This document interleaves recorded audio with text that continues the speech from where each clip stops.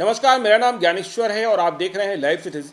बिहार विधानसभा चुनाव 2020 और टिकट की रेस में आज हम चर्चा करेंगे गया जिले के टेकारी विधानसभा क्षेत्र की। देखिए, टेकारी विधानसभा क्षेत्र की चर्चा इसलिए प्रासंगिक हो गई है टिकट की रेस में क्योंकि पूरा समीकरण ही गड़बड़ा गया है।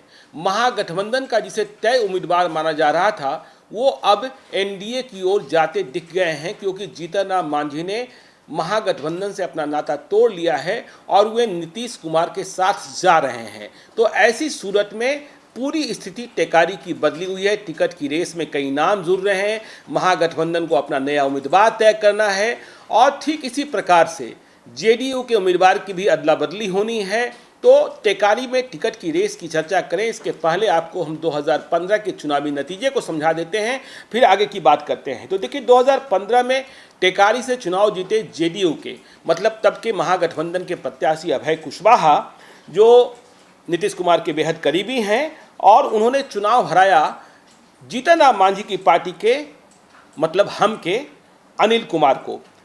टेकारी में 2015 में कुल 2,81,397 मतदाता थे। अब इनकी संख्या बढ़ गई होगी, जिनमें से 1,68,816 लोगों ने अपने मत का प्रयोग किया था, मतलब 59.99%।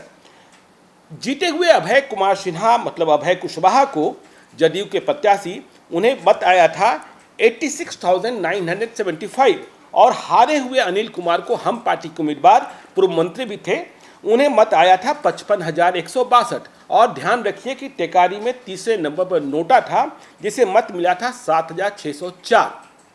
तो देखिए अब परिस्थितियां क्यों बदली हैं। जो जीते हुए अभय कुशवाहा हैं उनके बारे में यह बात तय मानी जा रही है कि वे टेकारी से अब चुनाव नहीं लड़ेंगे। अभय कुशवाहा, उनके बारे में खबर यह है कि वे चुनाव लड़ने को बेलागंज जा रहे हैं। बेलागंज में उनकी भिड़ंत राजद के कद्दावर नेता सुरेंद्र यादव से हो सकती है। सुरेंद्र यादव और अभय कुशवाहा एक ज़माने में बिल्कुल एक परिवार के थे, लेकिन बाद में राजनीतिक जो डेस्टिनी होती है, जो डेस्टिनेशन होता है, उसके हिसाब से ये दोनों अलग अलग पार्टियों में आज की तारीख में हैं। तो अभय कुशवाहा तो टेकारी छोड़ रहे हैं, यह बात तय है। अब तक इसके पहले जो भी चर्चा हुई उसमें यह माना जाता था कि अनिल कुमार, जो जीतन राम मांझी के साथ हैं, जीतन राम मांझी के साथ जो चंद लोग बचे थे, कहा जाता था कि उनके साथ तो कोई पूर्व मंत्री और पूर्व विधायक रहा ही नहीं, तो उनमें अनिल कुमार ही थे जो सदैव साथ रहे, आज भी साथ रहे। तो इन्हें महागठबंधन का तय उम्मीदवार माना जा रहा था क्योंकि जीतन राम मांझी भी महागठबंधन में थे। लेकिन अब वे महागठबंधन से नाता तोड़ चुके हैं और नीतीश कुमार की ओर जाते दिख रहे हैं, या कह सकते हैं कि चले गए हैं। तो ऐसे में यह कहा जा रहा है कि अब जबकि टेकारी में अभय कुशवाहा जा रहे हैं बेलागंज, तो अनिल कुमार, जो जीतन राम मांझी के सहयोगी हैं, वे ही एनडीए के प्रत्याशी होंगे। अब जीतन राम मांझी किस रूप में एनडीए में शामिल होते हैं, पार्टी मर्जर होती है या समझौता होता है, यह देखने वाली बात होगी। लेकिन अनिल कुमार का टेकारी में एनडीए का प्रत्याशी तय होना निश्चित सभी लोग कह रहे हैं। तो ये सूरत रही। अब जब अनिल कुमार चले गए जीतन राम मांझी के साथ एनडीए में, तो सवाल ये पैदा होता है कि महागठबंधन को उम्मीदवार तो तलाशना होगा। पहले तो तलाश चल ही नहीं रही थी अनिल कुमार के नाम पर, क्योंकि जीतन राम मांझी के साथ थे ही, तो यह कहा जा रहा था कि वे तो उम्मीदवार होंगे ही होंगे। और 2015 में भी चुनाव लड़े थे, ठीक है, हार गए थे। लेकिन अब महागठबंधन ने उम्मीदवार की तलाश शुरू कर दी है और कहा जा रहा है कि यहाँ राजद ही चुनाव लड़ेगा, तेजस्वी यादव, लालू यादव की पार्टी का ही उम्मीदवार होगा। तो सवाल ये पैदा होता है कि उम्मीदवार कौन होगा। देखिए, कई नाम चल रहे हैं। अब जबकि अनिल कुमार उधर जा चुके हैं, तो नाम जो चल रहे हैं उसमें ऐसे भी कई नाम हैं जिन पर आप कह सकते हैं कि वे पहले से चर्चा में रहे हैं। तो टेकारी में जो चर्चा है, टेकारी में चर्चा है, चौक चौराहे पर चर्चा है, और फिर पटना तक चर्चा है, पॉलिटिकल कॉरिडोर्स में चर्चा है। उसमें चर्चा है शिवबचन प्रसाद यादव की, जो पहले विधायक भी रह चुके हैं कुर्था से, उनकी चर्चा हो रही है कि वे चुनाव लड़ सकते हैं। महेश यादव, ये भी पूर्व विधायक रहे हैं, इनकी भी चर्चा है, लेकिन ये कभी इधर उधर घूमते रहे हैं, तो इनकी चर्चा भी महेश यादव की होती रही है।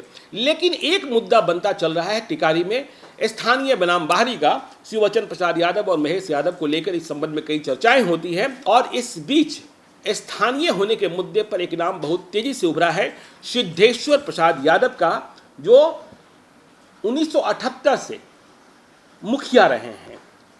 ये यदि हम टिकारी की बात कर लें तो 1978 से ये मुखिया रहे हैं। जब इनकी उम्र 20 वर्ष होगी तभी से ये मुखिया रहे हैं। ये मोहम्मन्ना टिकारी के मुखिया रहे हैं और आज की तारीख में इनकी पत्नी है मंजू देवी, वो मुखिया है। बीच में मंजू देवी जिला परिषद भी थी, तो आप समझ सकते हैं। और इनका कहना है कि लंबे अरसे से जो चर्चा चल रही है चौक चौराहे पर कि सिद्धेश्वर प्रसाद यादव अब तक विधायक और सांसद बनाते रहे हैं, जिसे लालू यादव ने प्रत्याशी बना दिया, उनके साथ रहे, क्योंकि लालू यादव का साथ इन्होंने कभी छोड़ा नहीं।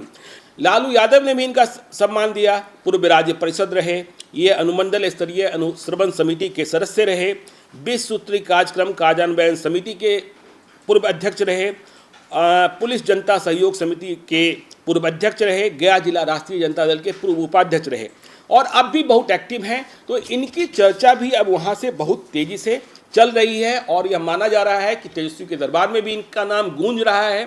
तो फैसला होना है कि अब अनिल कुमार जो महागठबंधन छोड़कर एनडीए के उम्मीदवार बनते दिख रहे हैं, उनके खिलाफ क्या स्थानीय होने के कारण सिद्धेश्वर प्रसाद यादव को चुनाव लड़ाया जाएगा या उम्मीदवार कोई और होगा, शिववचन प्रसाद यादव होंगे, महेश यादव होंगे। ये चर्चाएं हैं। टिकारी याद रखिएगा, ये टिकारी विधानसभा वो क्षेत्र है जहां कभी 12 नरसंहार हुआ था। यहाँ यदि संख्या की बात कर लेते हैं तो सबसे अधिक संख्या में यादव हैं, फिर दूसरी जातियां हैं, भूमियारों की संख्या भी काफ़ी है। तो फैसला होना है, तो फैसला करेंगे तेजस्वी यादव और जो फैसला होगा वह भी आपको सबसे पहले लाइव सीरीज बताएगा। आप देखते रहिए लाइव सीरीज को। यदि अब तक आपने हमारे यूट्यूब चैनल को सब्सक्राइब नहीं किया है तो जरूर कर लीजिएगा और यदि इस वीडियो को आप फेसबुक के माध्यम से देख रहे हैं तो पेज को लाइक कीजिएगा, ट्विटर पर भी हमें फॉलो कीजिए। धन्यवाद।